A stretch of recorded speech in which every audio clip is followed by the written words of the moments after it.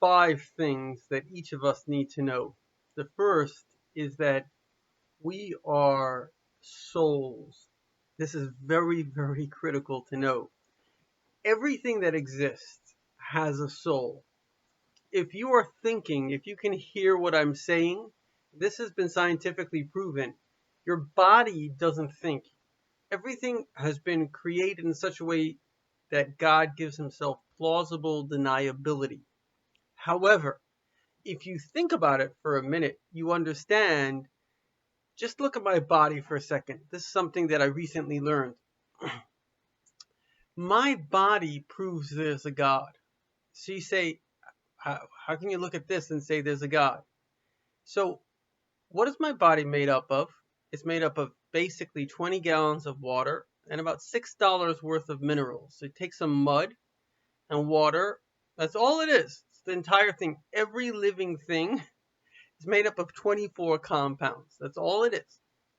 And so if you have Play-Doh and you shape that Play-Doh into a male, into a female, into a cat, into a dog, into a tree, somebody had to make that shape. And that's a fact. So you say, well, it's random. Well, there was actually a professor. Aristotle was basically logic.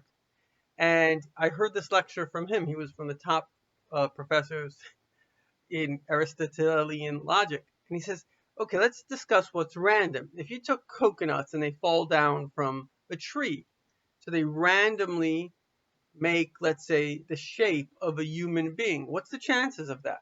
The more intricate the shape, the less chance that it's random. So it's not random. Even after billions of trials and errors, there's nothing that would randomly create trillions upon trillions upon trillions of shapes. And even that is just the body.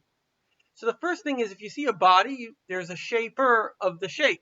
That's intelligence. It took particles and it moved it together and it made a specific shape. But there's something much deeper to the shape. If I feel, who's feeling? There was a great philosopher that said, I think, therefore I am. Who is the am that is thinking? You can't prove that you exist because you think. Or you could prove that you exist, but the question is, who is that existence? What is that existence? And that's where we go back to the first point, is that you're a soul. A soul is like everything. It has to come from the first existence that's infinite, so it had no cause of its existence. That's what we call God. And that created a physical world. And in the physical world, he put soul. So I'm a physical human being with a soul, just like you.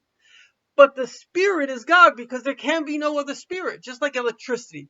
Let's say I take electricity. I'm going to use, a nuclear power plant.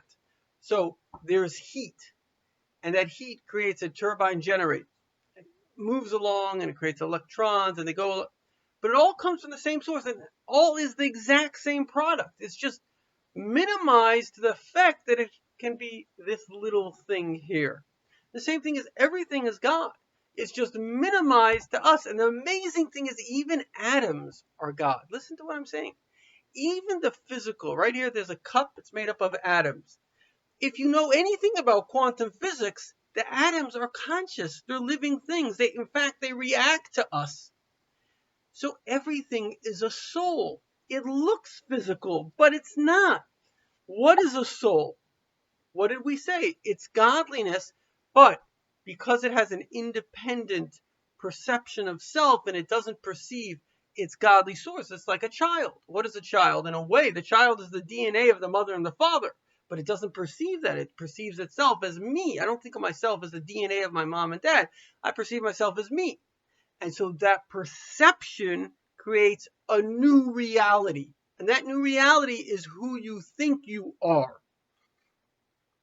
But if you can think you're something that you're not, you can likewise begin to think that you're something that you are.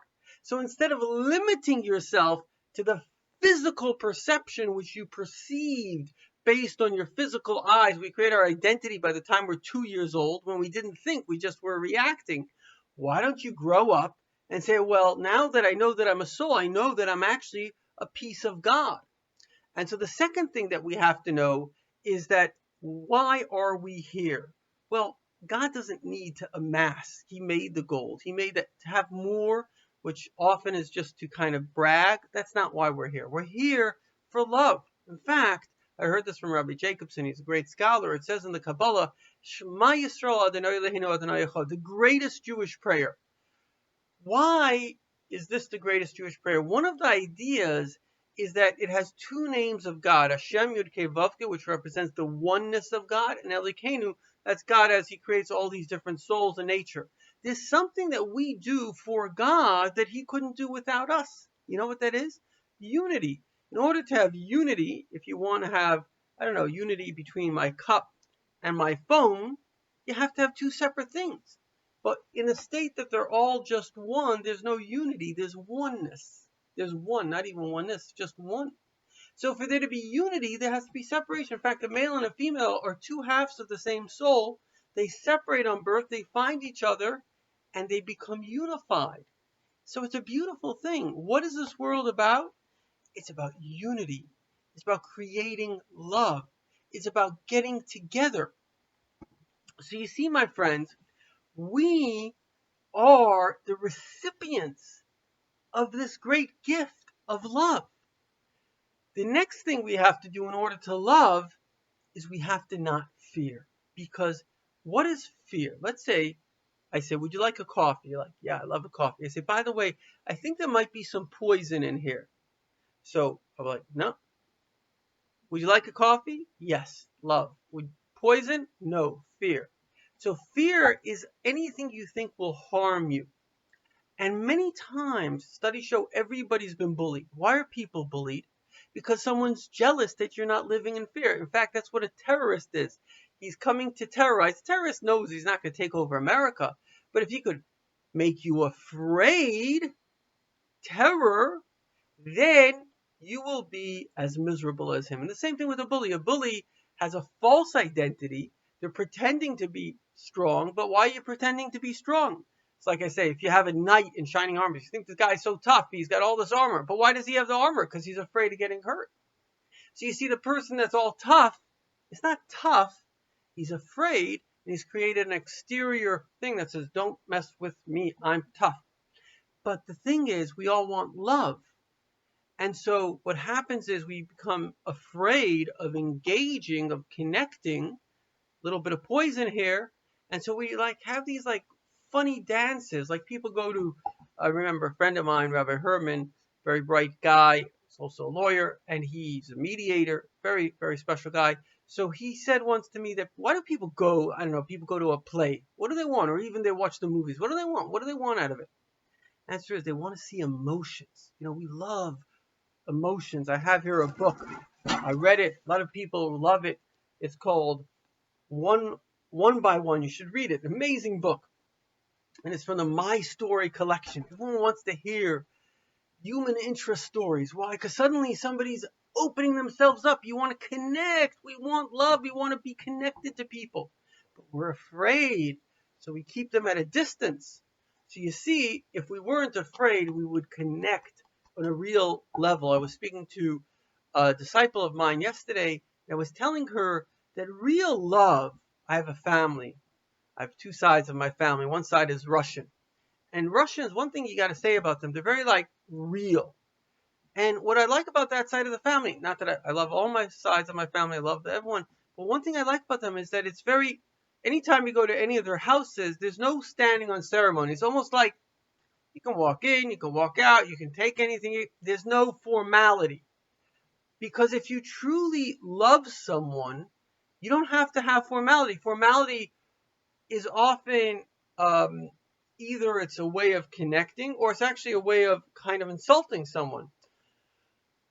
Honor often is not showing that you honor someone. It's actually could be a way of manipulating, or you want something for them, or it can actually be a denigrating thing. I don't want to go too much into that, but the point is, if you're really comfortable with someone like your best friend, you don't honor each other. You don't oh, it's so great to see you. You're just connect person to person. That's the kind of connection God wants to have with you. He wants to be a personal friend of yours. And so as long as you realize that without God, you're totally messed your life has no meaning and has no value. When you understand that this world is fake, it's a bunch of, I shouldn't say that, we're all really real. We're all good people. But a lot of us, because of fear, we're faking, we're pretending, and therefore, definitely the advertisements and the companies, everything is all fake. It's not to say that it's not to say that it's bad. I mean, maybe you need a phone, but all the advertisement, like my daughter just got her phone. She had a choice between an Android or an iPhone. And ultimately, the Android was a better option for her. But she said it very clearly. Actually, the reason I want an iPhone is a status symbol. So they're very smart the way they did it. They turned a product into a status symbol. And so the point is, we don't need status because we are status. Nothing is greater than a human being. Nothing. And so you don't need any status. But you do need purpose and meaning in life. And when you connect to God, God has a mission for you. He always has something good for you to do. I'm going to conclude, and I guarantee you, if you just take this little video and do what I said, you'll have an amazing life. You want to have God's direction for you? Ask God what to do. The first thought subsequent to that is His advice. We're living in the most amazing time, physically and spiritually. Turn off the news, turn on God, live, love, and be happy.